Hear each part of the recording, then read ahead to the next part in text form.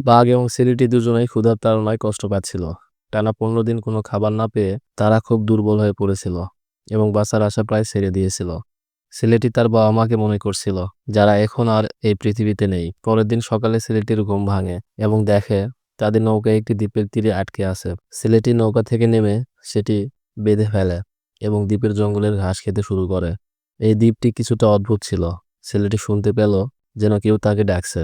তারপর সে দেখে সেখানে অনেকগুলো প্রাণী রয়েছে।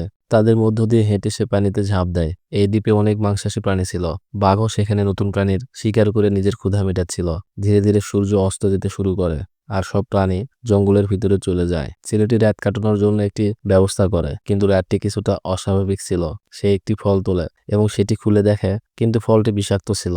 এই দ্বীপে রাতের বেলা সবকিছু বিষাক্ত হয়ে যেত। পরদিন সকালে ছেলেটি দ্বীপ ছাড়ার প্রস্তুতি নেয়। সে অনেকগুলো জংলি ঘাস আর মিষ্টির পানি নিজের সঙ্গে নিয়ে নেয়। তারপর সে বাঘটিকে ডাক দেয়। বাঘটি দৌড়ে এসে নৌকায় উঠে বসে।